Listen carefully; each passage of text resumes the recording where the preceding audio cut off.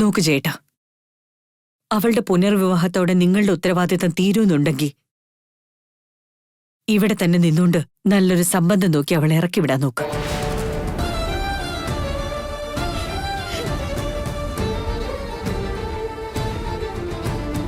പക്ഷെ എനിക്കൊരു കണ്ടീഷനുണ്ട്. എന്താണത്?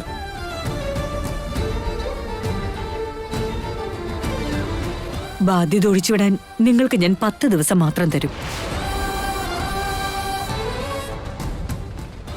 ഈ 10 ദിവസത്തിനുള്ളിൽ ഏതെങ്കിലും വിധത്തിൽ ഈ ബാധയൊന്ന് ഒഴിപ്പിച്ചു തരണമെന്ന് മാത്രമേ ജയേട്ടനോട് ഞാൻ പറയുന്നുള്ളൂ.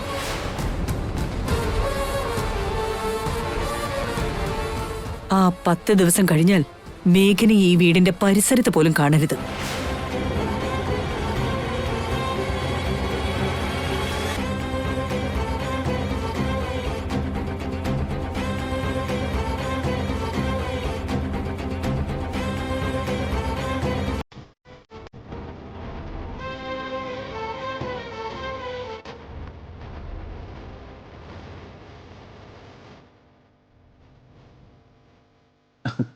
ഇങ്ങനത്തെ ആരതി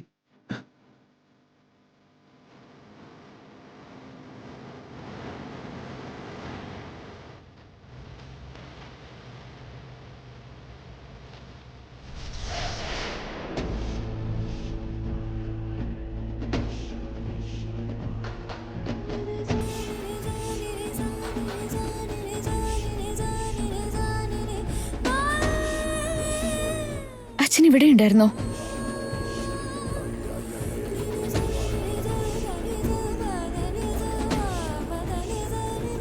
എന്താണ് മേഘനെ? അച്ഛനത് എന്തിനുള്ള പുറപ്പെടാന്ന് മനസ്സിലാവുന്നില്ല. എനിക്കെന്തിനാ മറ്റൊരു വിവാഹം?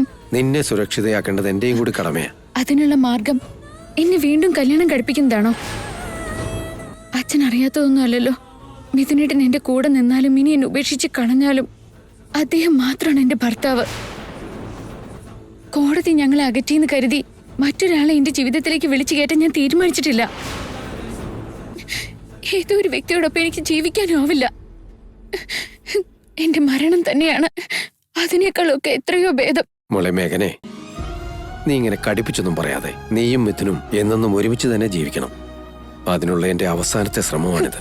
ഇത്രയൊക്കെ സംഭവിച്ചതിന് ശേഷം ഇനിയും മിഥുനേട്ടന്റെ ഭാര്യയായിട്ട് ജീവിക്കാൻ എനിക്ക് എന്ത് വഴി അച്ഛൻ കണ്ടെത്തിയിരിക്കുന്നത്? അങ്ങനെ ഒരു വഴി ഇപ്പൊ എന്റെ മുമ്പിൽ കാണുന്നില്ല. പക്ഷേ അതിനുള്ള മാർഗം ഞാൻ എങ്ങനെയെങ്കിലും കണ്ടെത്തും.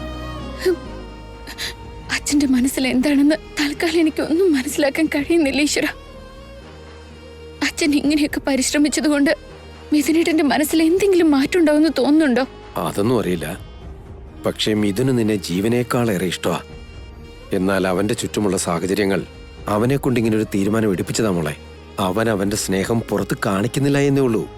ശാശ്വതമായി നിന്നെ അവന് നഷ്ടപ്പെടുത്താനാവില്ല. അതവൻ തിരിച്ചറിയേണ്ട താമസമേ ഉള്ളൂ. അതവന് മനസ്സിലാകണമെങ്കിൽ നീ മറ്റൊരാളുടെ സ്വന്തമാകാൻ പോവുകയാണെന്നുള്ളൊരു തോന്നല് അവന്റെ ഉള്ളിൽ ഉണ്ടാക്കണം.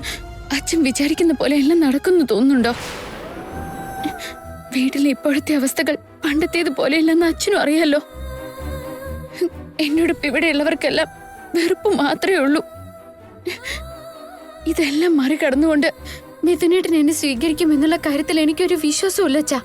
ഉള്ളിന്റെ ഉള്ളിൽ അവന് നിന്നോട് സ്നേഹമില്ലെങ്കിൽ നമുക്കത് വീണ്ടും ഉണ്ടാക്കിയെടുക്കാനാവില്ല. പക്ഷേ അവന്റെ ഉള്ളിന്റെ ഉള്ളിൽ അവൻ നിന്നെ എത്ര അഗാധമായിട്ടാണ് സ്നേഹിക്കുന്നതെന്ന് അവൻ ഒന്ന് തിരിച്ചറിഞ്ഞാ പിന്നീടെല്ലാം നിഷ്പ്രയാസം നമ്മൾ വിചാരിച്ചിടത്തേക്ക് എത്തിക്കോളും.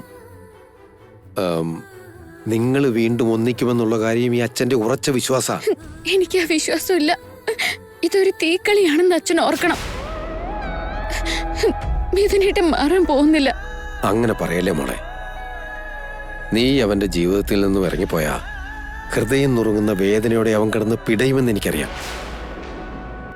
നീ ഈ വീടിന്റെ പടി ഇറങ്ങിപ്പോകുന്ന അടുത്ത ക്ഷണം എന്റെ മകൻ ഒരു ഭ്രാന്തനായി മാറുമെന്നുള്ള കാര്യം എനിക്ക് ഉറപ്പാ. നീ ധൈര്യമായിട്ടിരിക്കെ. അവനെ നമ്മൾ അത്രത്തോളം ഒന്നും വിട്ടുകൊടുക്കാൻ പോകുന്നില്ല. പക്ഷേ സാഹചര്യങ്ങൾ നിങ്ങളുടെ ഇടയിൽ സൃഷ്ടിച്ചിരിക്കുന്ന ഈ വിള്ളൽ ഒരുവിധം എനിക്ക് ഒട്ടിച്ചെടുക്കാൻ പറ്റും മോളെ. നമുക്കേതായാലും 10 ദിവസത്തെ സമയമുണ്ടല്ലോ. അതിനോടകം അവൻ എന്താണെന്നുള്ളത് അവൻ തന്നെ തിരിച്ചറിയും. നീ മാത്രം മതിയെന്ന് അവൻ പറയുന്ന ഒരു അവസ്ഥയിലേക്ക് ഞാൻ അവനെ കൊണ്ടെത്തിക്കും. ഒന്നുമില്ലെങ്കിലും ഞാൻ വളർത്തിയ എന്റെ രക്തത്തിൽ പിറന്ന മോനല്ലേ അവൻ. നീയും ഈ അച്ഛനെ തൽക്കാലം വിശ്വസിക്കേ. Okay?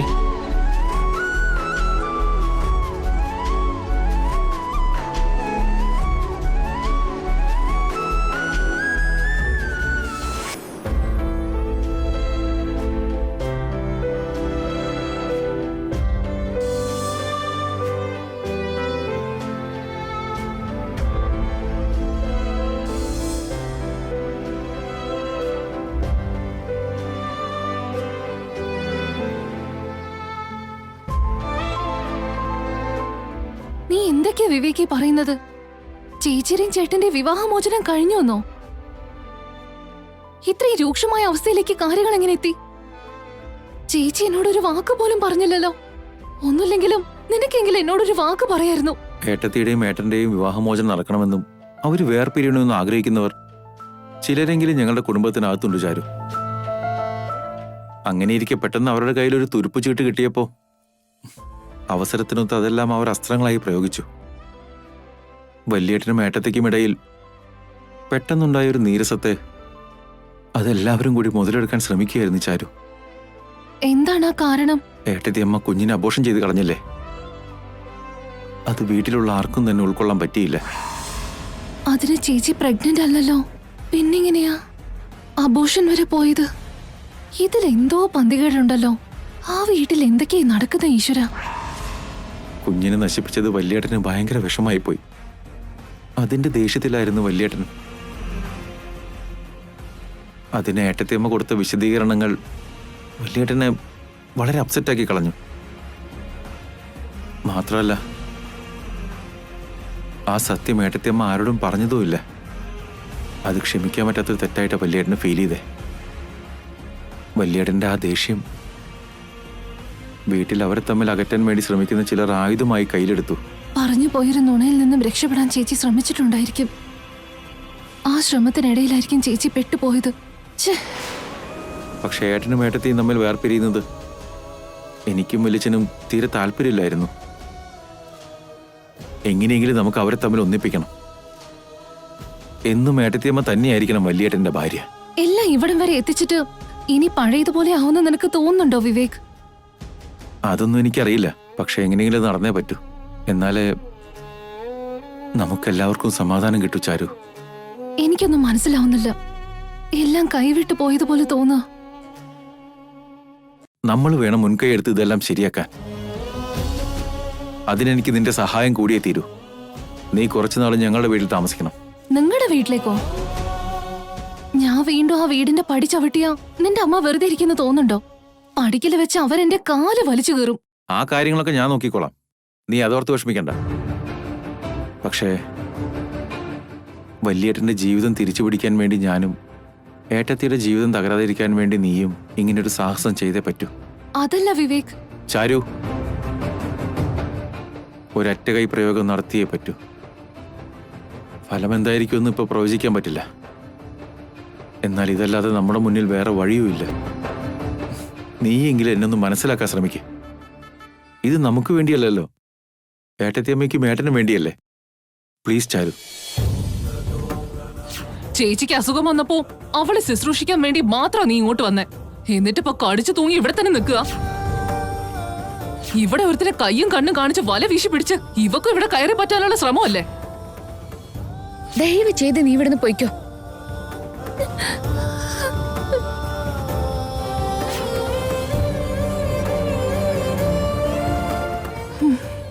Thank you so much ചാരു. വാ, നമുക്ക് വീട്ടിലേക്ക് പോവാം.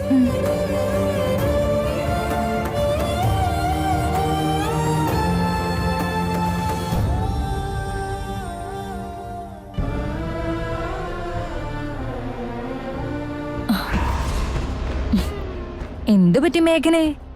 വടി വിഴുങ്ങിയെന്ന് തോന്നല്ലോ. ഒറ്റയ്ക്ക് വന്ന് കുറ്റിയടിച്ച് നിൽക്കുന്നു. വല്ല ബാക്ക്ഗ്രൗണ്ട് മ്യൂസിക്കും വേണമെങ്കിൽ ഞാനൊപ്പിച്ചു തരാന്നേ. വിങ്ങി പൊട്ടി നിശബ്ദമായി നിന്റെ മനസ്സ് നിലവിളിക്കുന്നത് ഈ കുടുംബത്തിലെ മറ്റാർക്കും കേൾക്കാൻ പറ്റിയില്ലെങ്കിലും എനിക്കതൊക്കെ നല്ലോണം കേൾക്കുന്നുണ്ട്. അതുകൊണ്ടാ ഒന്ന് സാന്ത്വനിപ്പിക്കാന്ന് കരുതിയത്. നീ സ്വാന്തനിപ്പിക്കാൻ മാത്രം വലിയ വേദനയൊന്നും എനിക്കിപ്പോ ഇല്ല. എന്തിനാ മോളെ ഇങ്ങനെ നുണ പറയുന്നേ? കെട്ടി കൊണ്ടുവന്ന് തട്ടി താഴെ ഇട്ടു. ഇനി അങ്ങോട്ടുള്ള ഭാവി ജീവിതം അന്ധകാരത്തിൽ ആണ്ടുപോയിരിക്കുന്നു. അങ്ങനെയൊക്കെ ഉണ്ടാവുമ്പോ നല്ല വിഷമം ഉണ്ടായിരിക്കുമെന്ന് എനിക്കറിയാം. നിന്റെ ഈ പ്രസംഗം കേൾക്കുമ്പോ ചില വിവരദോഷികളുടെ കഥ എനിക്ക് നിന്നോട് പറയണമെന്ന് തോന്നുക. എന്താണാവോ അത്? സൂര്യൻ അസ്തമിച്ചു കഴിഞ്ഞപ്പോഴേക്കും വിവരദോഷികളുടെ ഒരു ലോകം വല്ലാണ്ട് പരിഭ്രമിച്ചു പോയി. ലോകം മൊത്തം ഇരുണ്ടുപോയല്ലോ എന്ന് വല്ലാത്ത പരിഭ്രമത്തിലായിരുന്നു. പ്രകാശം തേടി രാത്രി മുഴുവനും അവർ എത്രയോ മൈലുകളാണ് യാത്ര ചെയ്തു പോയത്. പക്ഷെ സൂര്യൻ ഉദിച്ചപ്പോഴേക്കും പ്രകാശം വീണ്ടും വന്നു. അവരുടെ യാത്ര കാരണവും അവരുടെ പ്രയത്നം കൊണ്ടുമാണ് പ്രകാശം അവർ കണ്ടെത്തിയതെന്ന് അവർ കരുതി. പക്ഷെ സൂര്യൻ വീണ്ടും ഉദിച്ചതുകൊണ്ടാണ് പ്രകാശമുണ്ടായതെന്ന് അവർ തിരിച്ചറിഞ്ഞില്ല. നിന്നെ കാണുമ്പോ എനിക്ക് ആ വിവരദോഷികളെയാണ് ഓർമ്മ വരുന്നത്. നീ എന്താ ഉദ്ദേശിക്കുന്നേ? മിഥുൻ നിന്റെ ജീവിതത്തിൽ വീണ്ടും വരുമെന്നുള്ള പ്രത്യാശയാണോ? പിന്നെ ഈ വീട്ടിലെ മരുമകളായി വിലസ എന്നുള്ള അതിമോഹമാണോ?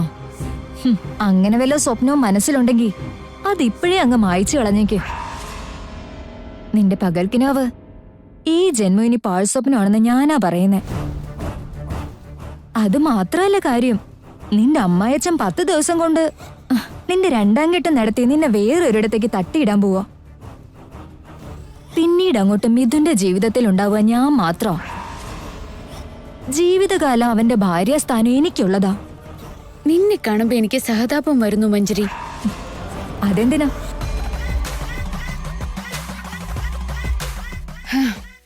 ഏത് നേരം ഇങ്ങനെ മിഥുനെ ഞാൻ സ്നേഹിക്കുന്നുണ്ട്, മിഥുനെ ഞാൻ കല്യാണം കഴിക്കാൻ പോവാ, മിഥുൻ എന്റേത് മാത്രമാ എന്നൊക്കെ നീ മാത്രമേ പറയുന്നുള്ളൂ.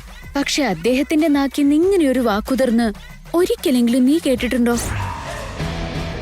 മഞ്ജരിയെ ഞാൻ ആത്മാർത്ഥമായി സ്നേഹിക്കുന്നു എന്ന് എപ്പോഴെങ്കിലും പറഞ്ഞു കേട്ടിട്ടുണ്ടോ? എനിക്ക് മഞ്ജരിയെ കല്യാണം കഴിക്കാൻ ആഗ്രഹമുണ്ടെന്ന് എപ്പോഴെങ്കിലും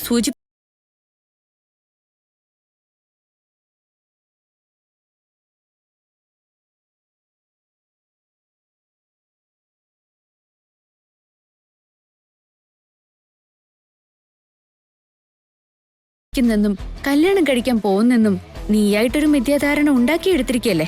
അല്ല, ഞാൻ പറഞ്ഞത് തെറ്റാണോ?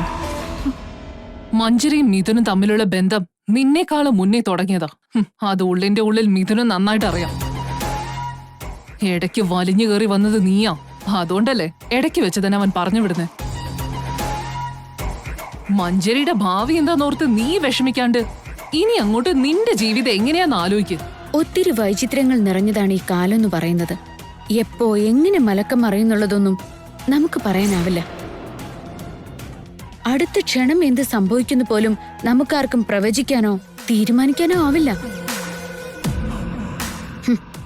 ഇവിടെ ആരൊക്കെ ഉണ്ടാവുമെന്നും ആരൊക്കെ ഇറങ്ങിപ്പോവെന്നും മുൻപേ കൂട്ടി തീരുമാനിക്കാൻ നമ്മളൊക്കെ ആരാ? അതും കാണാം. മഞ്ജരി, കം.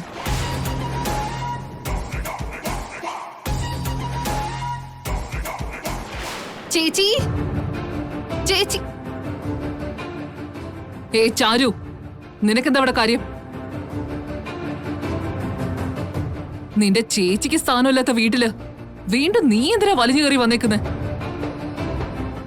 എന്റെ ചേച്ചിയോട് എന്തിന്റെ കലിപ്പാന്ന് ചോദിച്ചിട്ട് പോവാൻ വേണ്ടി വന്നതാ. ഈ വീട്ടിൽ കഴിയാൻ എന്റെ ചേച്ചിക്ക് യോഗ്യതയില്ലെന്ന് നിങ്ങൾ ആരാ തീരുമാനിക്കാൻ?